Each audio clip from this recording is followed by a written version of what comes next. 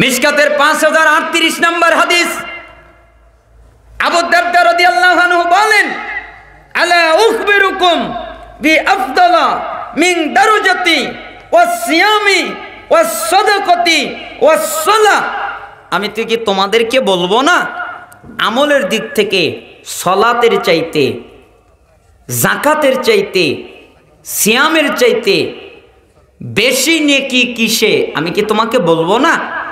সালাত পড়ে যেই নেকি পাবে, সিয়াম পালন করে যেই নেকি পাবে, সাদাকা দিয়ে যেই নেকি পাবে, তার চেয়ে বেশি নেকি কিসে? আমি কি তোমাকে বলবো না? সাহাবীরা বললেন, কুল না, আমরা বললাম বালা। হ্যাঁ, আপনি বলেন। বলবেন না মানে বলেন। তখন রাসূল সাল্লাল্লাহু আলাইহি সাল্লাম বললেন, ইসলাহু যাতিল বাইন, এই কাজ হলো দুজনের মধ্যে মীমাংসা করে দেওয়া।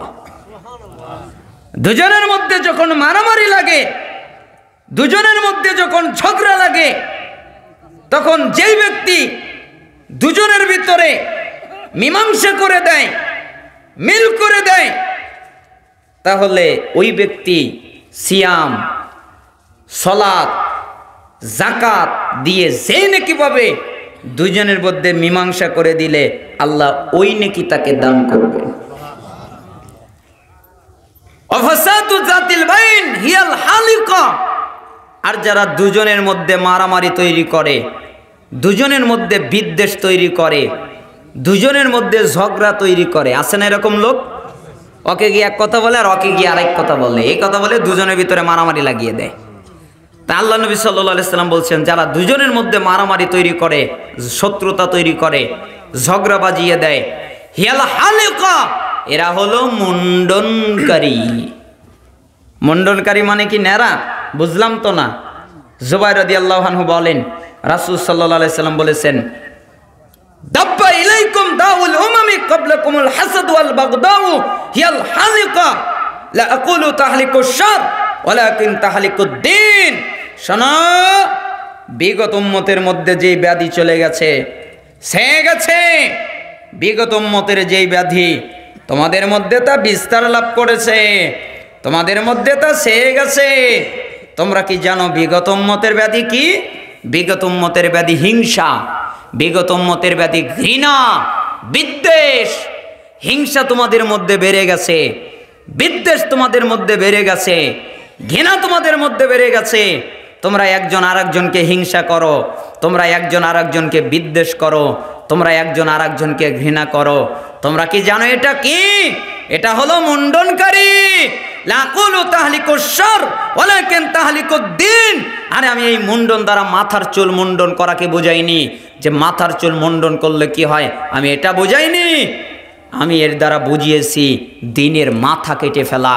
ইসলামের মাথা কেটে ফেললে, দ্বীন কেটে ফেললে যেরকম হয়, ঠিক হিংসা বিদ্বেষ করলে ওই একই পাপ হয়।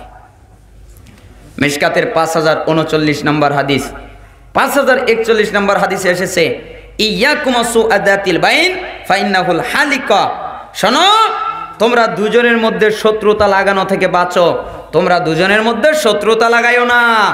হিয়াল হালিকা, এটা হলো ধ্বংসনকারী, এটা হলো দ্বীনকে ধ্বংস করে দেয়, এটা হলো দ্বীনকে নষ্ট করে দেয়। তাহলে দুজনের ভিতরে শত্রুতা লাগানো যাবে, দুজনের মধ্যে মারামারি লাগানো যাবে।